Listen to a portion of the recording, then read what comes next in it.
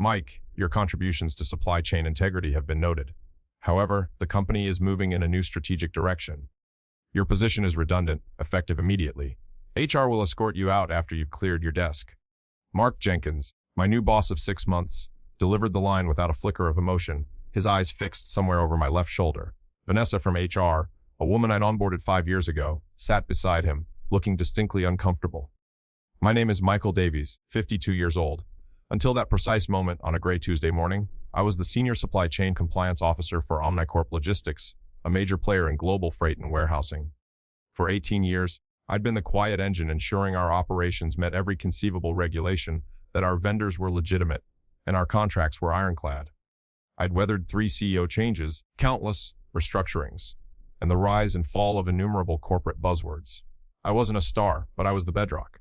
So, when Jenkins, with his slicked back hair and a V-neck sweater that probably cost more than my monthly mortgage payment, summoned me with Vanessa already in the room, the script was obvious. The chill had set in weeks ago. I understand, I said, my voice even. A single nod, no arguments, no pleas. Just a quiet acknowledgement of the inevitable. I stood, turned, and walked out. Back at my cubicle, a small city of carefully organized files and compliance manuals, I could feel the familiar office hum shift. Heads popped up over partitions, then quickly ducked down. Whispers followed me like a shadow. Most of these younger analysts, I'd trained them.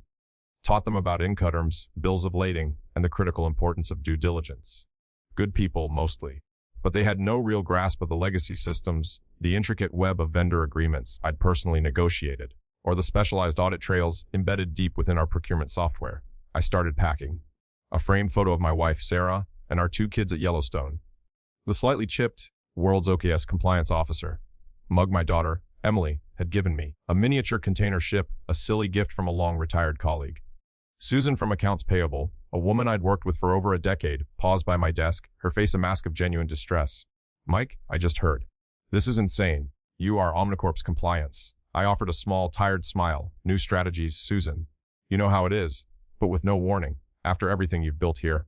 Her voice was rising, attracting more attention than I wanted. It's okay, I said, keeping my tone low. It really is. It wasn't okay. Not by a long shot, but dignity was all I had left in that moment. As I carried my single box of personal effects towards the exit, Jenkins emerged from his office. He didn't speak. Just watched. A silent, smug overseer ensuring the discarded part was truly gone. What he and everyone else in their rush to modernize had forgotten, or perhaps never bothered to learn, was the nature of my role. I wasn't just a paper pusher. I was a guardian of process. Years ago, after a minor but embarrassing import issue involving a misclassified hazardous material shipment, the then VP of Operations, Samuel Harrison, had tasked me with designing and implementing an independent, immutable ledger system for all high-value international vendor contracts and their associated payment approvals. It was called the Vendor Integrity Protocol. Part of that protocol, signed off at the highest levels and then largely forgotten as personnel changed, included a specific, documented procedure for secure, encrypted off-site backups of this ledger. For disaster recovery and long-term regulatory audit purposes. I still had the latest quarterly backup on a secure drive at home. They probably assumed it was just more obsolete data. In the parking garage, I sat in my aging sedan, the engine off, looking at the monolithic glass and steel tower that had consumed the best years of my adult life. The security badge, now deactivated, lay on the passenger seat. 18 years. My son, Tom, was just starting kindergarten when I first walked through those doors. Now he was an engineer with a family of his own. I'd poured my professional life into Omnicorp, believing in its mission, priding myself on its integrity. I'd turned down more lucrative offers from competitors because loyalty, old-fashioned as it sounded, meant something to me. Sarah used to tease that I knew the fine print on our vendor contracts better than our own marriage certificate. She wasn't entirely wrong. I knew every loophole, every potential pitfall, every handshake deal that had later been formalized into a multi-million-dollar agreement. The compliance framework I'd meticulously built had saved the company from countless fines and reputational damage. Jenkins had arrived 6 months prior, a supposed wonderkind poach from a competitor, full of jargon about synergistic uplifts and agile frameworks. He referred to my meticulously curated vendor database as legacy data. He favored sleek presentations over substantive reports. I tried, in my quiet way, to explain the nuances of our global supply chain, the risks inherent in cutting corners, the long-term value of robust compliance. He'd listen with a patient sort of condescension, his gaze drifting towards his smartphone. We need to be nimble. Mike, disruptive, he'd say, effectively dismissing decades of hard-won experience. Then, 3 months ago, Dr. Evelyn Reed, a consultant from a firm called Solutions Vantage Group, started appearing. Impeccable suits, a voice like polished steel, and a reputation for streamlining operations. Corporate euphemism for gutting departments. She and Jenkins would have closed-door meetings, emerging with tight smiles and new, vaguely ominous initiatives. That's when my access to certain strategic planning documents began to subtly shrink. Meeting invites for critical vendor reviews became accidental omissions. My direct reports were reassigned to projects without my consultation. I wasn't stupid. I documented everything, every slight, every unexplained change in protocol. "You've been quiet lately," Sarah had said one evening as we sat on the back porch. "Something wrong at work?" I just shrugged, taking a sip of my iced tea. The usual corporate dance. New brooms. But this felt different, more personal. Then came the final tell, a leaked internal memo outlining a bold new vision for supply chain management, helmed by Jenkins, with Dr. Reed as a key, strategic partner. My role, Senior Supply Chain Compliance Officer, wasn't just demoted, it was entirely absent from the new organizational chart. It was that same week, while running a deep dive audit on our vendor payment system, a routine I performed quarterly, a legacy task Jenkins hadn't bothered to understand or countermand, that I first noticed it. A series of unusually large, expedited payments to 3 new logistics providers: Apex Global Transit, Keystone Freight Solutions, and Viridian Cargo Services, all established within the last year, all with vague corporate registrations and P.O. box addresses. The payment authorizations were fast-tracked, often bypassing standard review thresholds, with final sign-off coming directly from Arthur Finch, our CFO. I made copies of those transaction logs, encrypted them, and stored them with my other off-site backups. My gut screamed that this was more than just aggressive new vendor onboarding. This was a red flag the size of a container ship. My dismissal wasn't just about redundancy. It was about removing an obstacle. The morning after the axe fell, I sat at my small home office, the silence of the house amplifying the turmoil in my head. No urgent emails pinging, no early morning conference calls with Singapore or Hamburg. Just the quiet hum of the refrigerator and the weight of betrayal. Sarah brought me a coffee, her touch on my shoulder a silent comfort. After 25 years of marriage, she knew my moods better than I did. "I'm going for a walk," she said softly. "Clear my head." I nodded. Once she was gone, I unlocked the fireproof safe in my closet and retrieved the encrypted drive. The Vendor Integrity Protocol backup. Company policy strictly forbade taking sensitive data off-site, but this specific protocol, with its explicit disaster recovery and audit provisions, was the exception. An exception documented, signed, and filed away so long ago that no one in current leadership likely remembered its existence. I plugged the drive into my personal laptop. The familiar interface of the archived ledger system appeared. Cross-referencing the transaction logs I'd already flagged with the detailed contract terms and vendor due diligence files stored within this secure backup, the picture sharpened. Apex, Keystone, and Viridian, their contracts were almost identical, boilerplate agreements with unusually favorable payment terms and minimal service level requirements. And the invoices inflated, consistently. Logistics fees jacked up by 15%, 20%, sometimes even 25% over standard market rates for similar routes and services. Not enough to trigger automated alerts in our primary accounting system if you weren't looking for it, but cumulatively, it was a fortune. I pulled up the corporate registration details I'd previously saved. Apex Global Transit's listed director was a Jonathan Mercer. Keystone Freight Solutions was Eleanor Vance. Viridian Cargo Services, Robert Price. Names I didn't recognize, but a quick dive into Finch's publicly available social media, cross-referencing connections and old university alumni networks, started to paint a picture. Jonathan Mercer was Finch's nephew. Eleanor Vance was the sister of Finch's wife. Robert Price was a former colleague of Finch's from a previous company, one that had gone bankrupt under a cloud of financial irregularities. This wasn't just inflated invoicing, this was a coordinated, systematic siphoning of company funds through a network of shell companies controlled by, or closely connected to, our CFO, Arthur Finch. And Jenkins, with his eagerness to please and his new authority over supply chain, was the perfect facilitator. Dr. Reed. She was the one brought in to provide the objective justification for removing anyone who might ask too many questions. Like me. A cold anger, precise and focused, began to displace the initial shock and humiliation. For 18 years, I'd dedicated myself to protecting Omnicorp from external threats and internal errors. I'd been meticulous, tireless, and loyal. And for my efforts, I was discarded, treated like a faulty component in their gleaming new machine. They thought I was just an aging compliance nerd, easily swept aside. They underestimated me. They badly underestimated me. My phone buzzed. A text from David, a junior analyst I'd mentored. Mr. Davies, so sorry to hear the news. It's crazy. Jenkins is already talking about streamlining all your old protocols. Reed is walking around like she owns the place. I put the phone down. The pieces were locking into place. Finch, Jenkins, and Reed, the unholy trinity. They needed me out of the way before their lucrative little scheme unraveled. They probably assumed any incriminating evidence was buried in company servers I no longer had access to. They had no idea about Samuel Harrison's long, forgotten vendor integrity protocol or the meticulous off-site backups I maintained.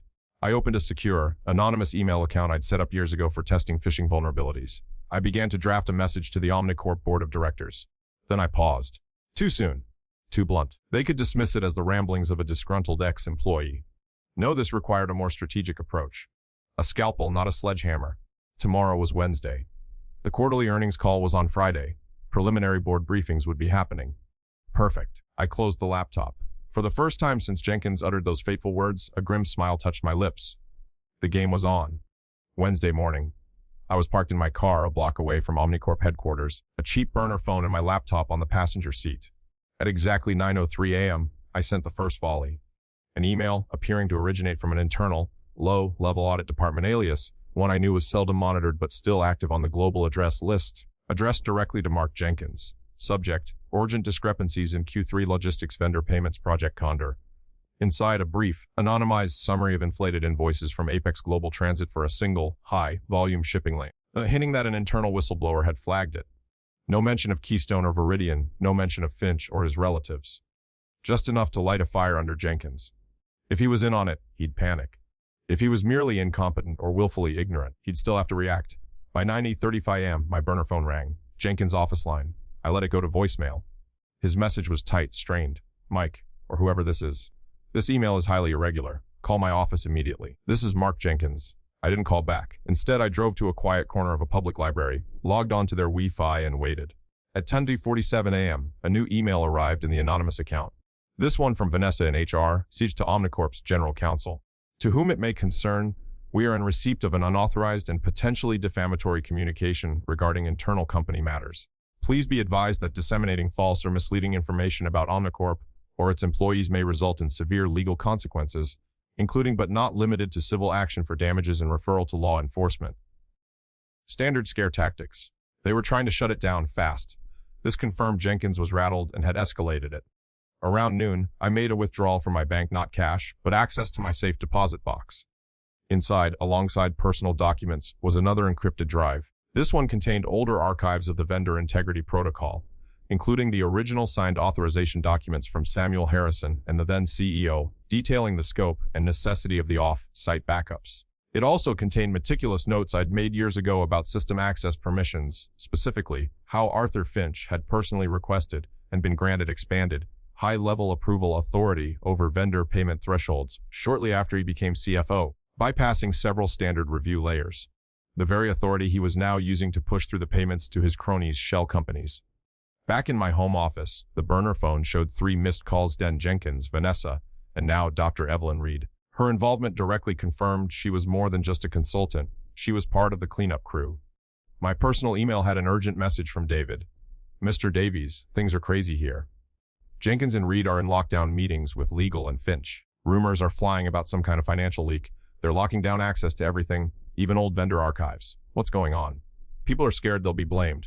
Poor kid. I sent a one-line reply. Stay low, David. Observe. Don't get involved.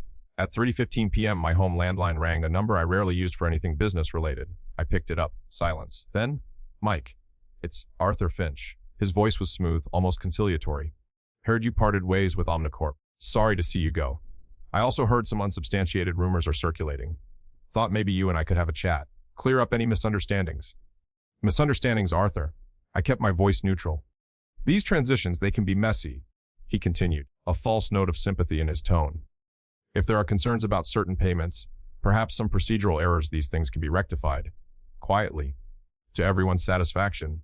Are you offering me a consulting fee, Arthur, to help you rectify your accounting for Apex, Keystone, and Viridian?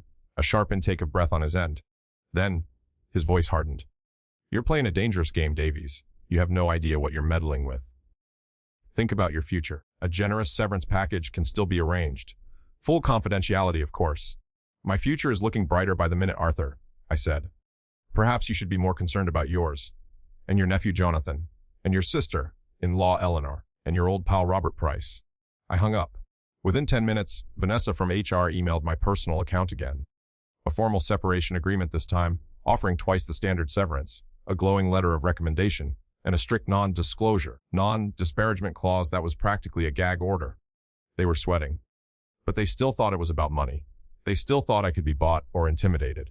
Thursday, I spent the day meticulously compiling my evidence. The inflated invoices, the corporate registrations linking the shell companies to Finch's inner circle, the timeline of Jenkins' arrival and Dr. Reed's restructuring, the records of Finch's expanded payment authority. The pattern was undeniable.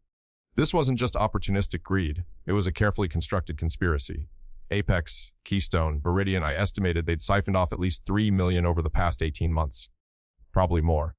The payments had started small, then escalated as they grew bolder. Jenkins facilitated by overriding normal procurement protocols pushing these preferred vendors.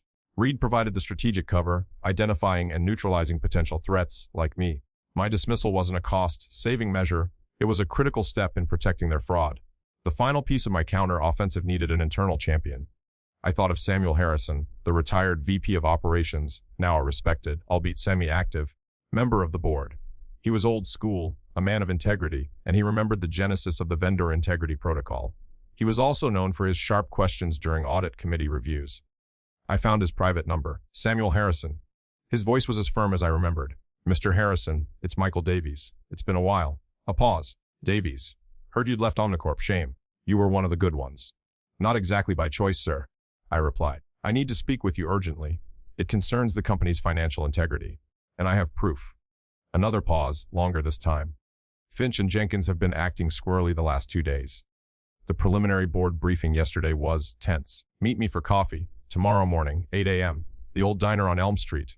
And Mike, he added, his voice dropping slightly, bring whatever you have. A Friday morning, 7:55 a.m., the diner buzzed with early morning regulars. Samuel Harrison was already there, a newspaper folded beside his coffee cup. He looked older, but his eyes were still sharp. After exchanging brief pleasantries, I slid a plain manila envelope across the table. Inside, a 20-page summary report and an encrypted flash drive. That's the overview, sir, I said. The drive contains everything. Transaction records, shell company registrations, internal emails I shouldn't have but were part of the VIP backups, Finch's payment authorization history. It's a network. Apex, Keystone, Viridian. All roads lead to Finch, facilitated by Jenkins and covered by Reed's restructuring. Harrison listened intently, his gaze unwavering. He opened the envelope and scanned the first few pages of the summary. His expression hardened. $3 million. You estimate? At least, sir. Over the last 18 months, he nodded slowly, tapping the report. The quarterly earnings call is this afternoon. The final board approval for executive bonuses is scheduled for the pre-call meeting at 10 a.m. He looked up at me. Your timing is impeccable, Mike. Or perhaps their timing was just exceptionally poor. I'm not looking for my job back, Mr. Harrison. I'm not looking for a payout. I just believe the board and the shareholders deserve to know who they've entrusted their company to. He closed the envelope. If this is as solid as it looks, Mike, there will be hell to pay. I'll present this at the 10 a.m. meeting. You have my word. As I walked out of the diner, my burner phone vibrated. A text from Sarah, Dr. Reed, came by the house. Said it was urgent to speak with you. I told her you were out indefinitely. Creepy. They were getting desperate. Good. That morning, I stayed away from my house, using public Wi-Fi at a different library branch. At precisely 9:45 a.m., 15 minutes before the board's pre-call meeting was due to start, I actioned the final step. Using the same anonymous email account, I sent a concise message to all Omnicorp board members. Their private email addresses weren't hard to find for someone who understood data security. Subject: RGMT. Material financial misconduct by senior executives. Supporting documentation attached. The email briefly outlined the fraud, named Finch, Jenkins, and Reed, and attached my full, unredacted report and a link to a secure cloud storage location containing all supporting evidence. I also copied Samuel Harrison. Let them discover it independently. Just as Harrison was about to present his copy, maximum impact. The fallout was almost immediate.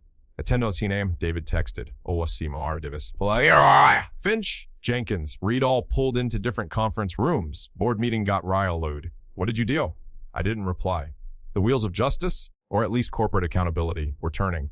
At 1100 a.m., Omnicorp's general counsel, A formidable woman named Eleanor Vance, no relation to Finch's crony, thankfully, called my personal cell, which I'd kept off.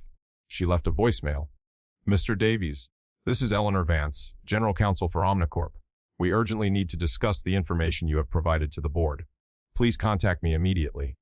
This is a matter of utmost seriousness. Her tone was clipped, professional, but underscored with a palpable sense of crisis. I let the calls and texts pile up. I drove to a state park, walked a trail, and breathed fresh air for the first time in what felt like weeks. At 20:30 p.m., Samuel Harrison called my personal cell. I answered. Mike, he said, his voice tired but firm. It's a goddamn mess here, but a necessary one. Your report, it was irrefutable. Finch crumbled when confronted with the evidence from your anonymous email, right as I was laying out my copy. Tried to blame Jenkins. Jenkins is singing like a canary, trying to paint himself as a pawn. Reed is claiming consultant-client privilege, but no one's buying it. All three have been suspended, effective immediately. Security is escorting them off the premises as we speak. The earnings call has been postponed. Forensic accountants are en route. Early estimates from your data suggest the fraud could be closer to 4.5 million. A wave of grim satisfaction washed over me. What happens now, Samuel? The board is in damage control, obviously, but they're also impressed and deeply concerned about how this was allowed to happen. They want to talk to you, Mike, about coming back, not to your old role. They're talking about creating a new position. Chief Compliance and Risk Officer, reporting directly to the board. I was silent for a moment. I hadn't anticipated this specific offer, though some form of re-engagement had crossed my mind as a possibility. I'll need to think about that, Samuel. Take your time, Mike. But not too much. We need to restore confidence, and frankly, you're the only one who comes out of this looking clean. That evening, I laid everything out for Sarah. She listened patiently, her expression shifting from anger at my treatment to a kind of odd respect as I detailed my counterattack. So, she said finally, what do you want to do? The desire for revenge had been sated. The perpetrators were facing consequences. Justice, in its corporate form, was being served. But to return to Omnicorp, to walk back into the lion's den, even with a new title and a direct line to the board. I need some conditions. I set a plan forming in my mind. Monday morning, I walked into the Omnicorp tower. Not through the service entrance, but the main lobby. I wore a new suit. The security guard at the executive floor reception did a double take. Mr. Davies, they're expecting you. The boardroom was somber. Most of the board members were present, along with Eleanor Vance and an interim CEO, the former COO, a woman I respected. Samuel Harrison gave me a subtle nod. Mr. Davies, the interim CEO began. Thank you for coming. The board has formally approved the creation of the Chief Compliance and Risk Officer position. It's a C-suite role, reporting directly to the audit committee. We'd like to offer it to you. I placed a slim leather-bound folder on the polished mahogany table. Thank you for the offer. These are my conditions for acceptance. They are non-negotiable. The interim CEO opened the folder. Her eyebrows shot up as she read. Eleanor Vance leaned over to look. Full, unrestricted audit authority across all departments and subsidiaries globally. The interim CEO read aloud, a note of surprise in her voice. An independent, ring-fenced budget for the Office of Compliance and Risk, approved directly by the board. Veto power over any new vendor contracts exceeding 100,000 and any changes to critical financial software or procurement systems. The authority to hire my own team and to terminate any employee found to be obstructing compliance investigations, subject only to legal review. Silence. This is unprecedented, Mr. Davies, Eleanor Vance said carefully. So was the embezzlement of nearly $5 million from this company by its CFO and his associates. I replied calmly. That happened because of systemic failures in oversight, accountability, and because the fox was guarding the henhouse and the people who should have been watching weren't. Or couldn't. Under my leadership, that will change. There will be transparency, there will be accountability, and there will be consequences. The room was quiet enough to hear a pin drop. You have until 5 p.m. today to accept these terms, I said standing. I have other opportunities pending. As I reached the door, Samuel Harrison spoke. Mike, one question. Did you plan any of this when they let you go? I paused, my hand on the door knob. No, Samuel. I didn't plan on being fired after 18 years of loyal service. Everything that happened after that was simply me doing my job, identifying critical system vulnerabilities and implementing appropriate countermeasures to protect the integrity of the organization. They called at 40:37 p.m. They agreed to every condition. 6 months later, I sat in my new, larger office, with a view that actually included the horizon. The Office of Compliance and Risk was fully staffed, a mix of seasoned internal auditors I'd handpicked and sharp new analysts. We'd already overhauled Omnicorp's entire vendor vetting process, implemented a new whistleblower protection program, and were rolling out mandatory ethics and compliance training for all senior management. Arthur Finch had pleaded guilty to multiple counts of wire fraud and conspiracy and was awaiting sentencing. He'd likely spend several years in federal prison. Jenkins, in exchange for his testimony, received a lighter sentence, but his career was finished. Dr. Evelyn Reed and her firm, Solutions Vantage Group, were facing a massive lawsuit from Omnicorp and potential disbarment from consulting practices for their role in facilitating the cover-up. Most of the stolen money had been recovered or was in the process of seizure. Sarah knocked on my open door. "Ready for that charity dinner, Mr. Chief Compliance and Risk Officer?" she asked, a teasing smile on her face. I stood, adjusting my tie. As I'll ever be. Walking through the now much more attentive corridors of Omnicorp, I no longer felt like an invisible cog. The fear some initially had was slowly being replaced by a grudging respect. They knew I had saved the company from a far worse fate, not by burning it down, but by rebuilding its foundations. In the elevator, Sarah squeezed my hand. "Are you happy, Mike?" I considered it. The rage was long gone. The desire for vengeance had been fulfilled, replaced by a sense of purpose. "I'm content," I said. "There's still a lot of work to do, but we're building something better." My phone buzzed. A message from Samuel Harrison, FY24 compliance budget approved, unanimously. No questions asked. "Well done," I smiled, a genuine one this time. Some bridges are best left burned. Others, when rebuilt with integrity, can carry you to unexpected places. This one I was determined to build to last.